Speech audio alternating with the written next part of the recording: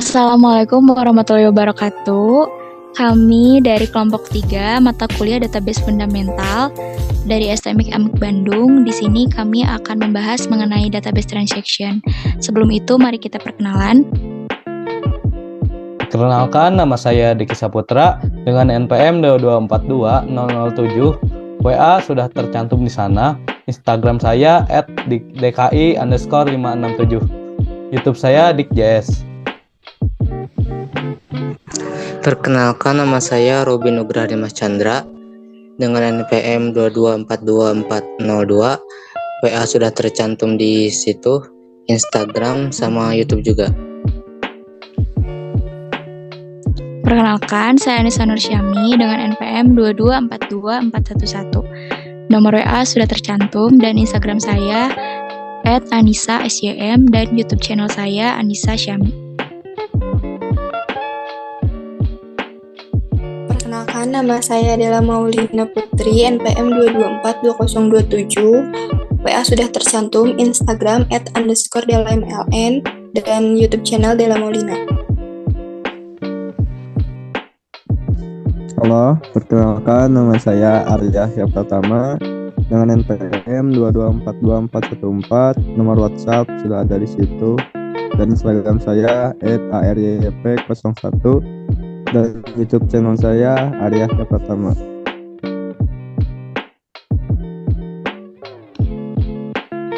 Baik, kita mulai pada pembahasan yang pertama, yaitu definisi mengenai database transaction.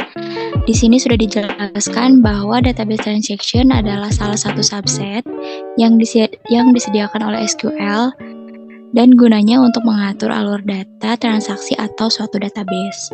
Nah, database transaction ini juga bisa mengambil atau memperbaharui data. Kita contohkan dalam satu transaksi untuk mengirim uang dan menerima uang.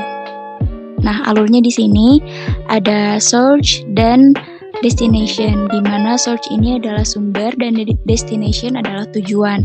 Ketika uang ini dikirimkan dari sumber menuju tujuan, maka sistem akan mengupdate stok source atau mengupdate uang yang ada pada sumber dengan cara mengurangi total dari pengiriman kepada tujuan, dan di update stok ini yang di destination akan diperbaharui juga, yaitu dengan menambahkan uang dari sumber.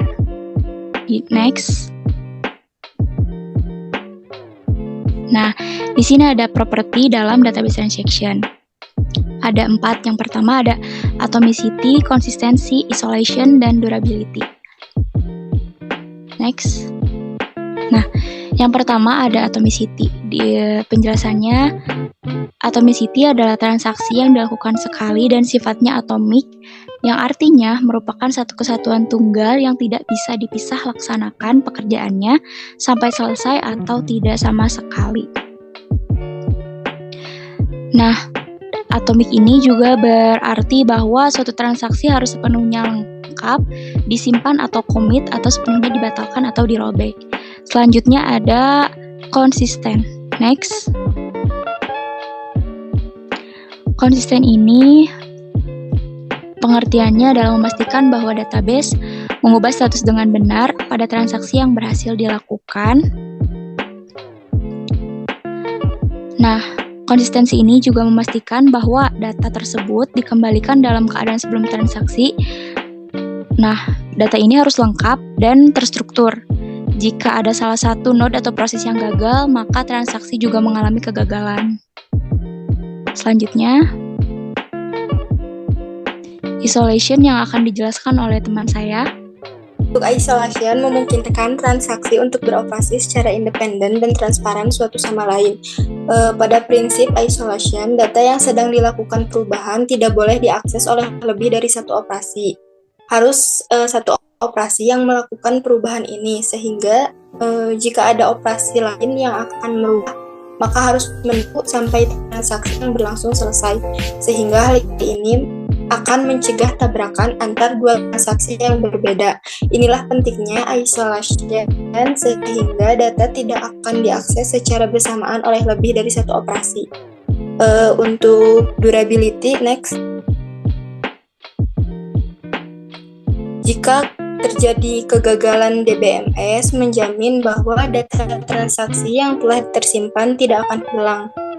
Banyak DBMS yang menuliskan log untuk suatu transaksi yang dapat digunakan ketika terjadi error pada hardware maupun software. Begitu transaksi telah dilaksanakan, di-commit, maka perubahan yang dilakukan tidak akan hilang dan tetap terjaga sekalipun ada kegagalan sistem.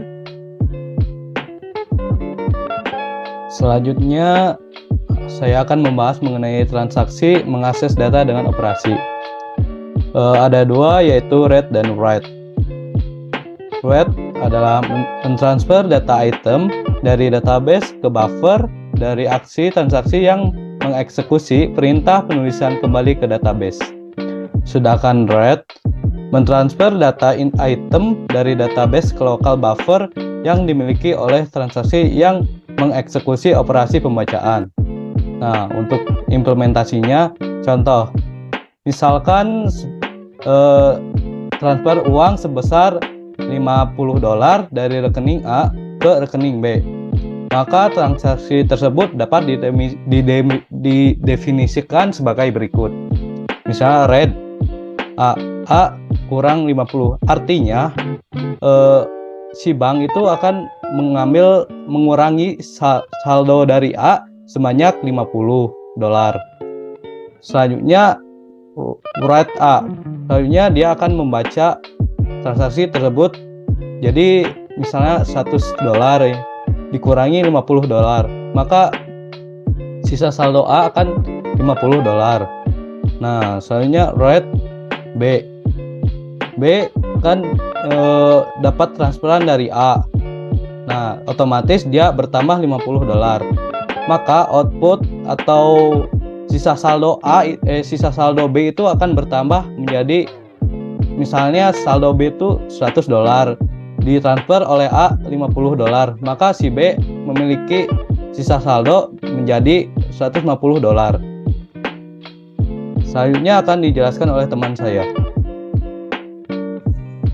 Di sini saya akan menjelaskan control database transaction. Ada 4 poin, yaitu commit, rollback, save point, sama start transaction.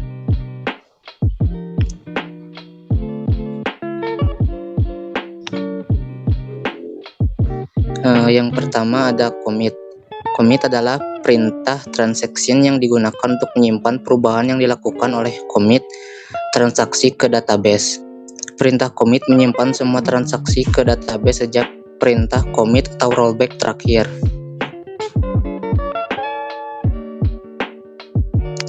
Yang kedua ada rollback. Rollback adalah perintah transaksional yang digunakan untuk membatalkan transaksi yang belum disimpan ke database. Perintah ini hanya dapat digunakan untuk membatalkan transaksi perintah commit atau rollback terakhir dikeluarkan.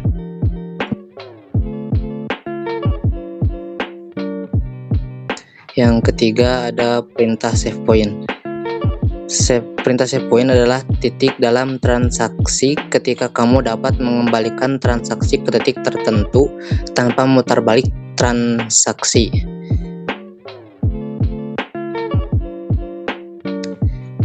Yang keempat akan dilanjutkan oleh teman saya. Yang keempat ada start transaction, memulai dan menempatkan nama pada transaksi. Digunakan untuk memulai transaksi database. Perintah ini digunakan untuk menentukan karakteristik transaksi yang akan dilihat. Misalnya, kamu dapat menentukan transaksi menjadi read atau write and write yang sudah dijelasin oleh teman saya. Next. Nah, di sini ada contoh struktur database buat transaksi stats ya. Di awal itu ada aktif, maksudnya adalah status awal setiap transaksi. Transaksi tetap dalam status aktif selama eksekusi. Terus ada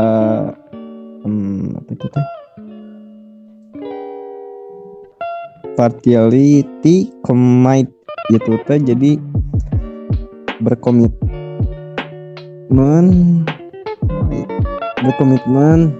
status yang berkomitmen sebagai menentukan bahwa transaksi telah mengeksekusi pernyataan akhir. Terus ada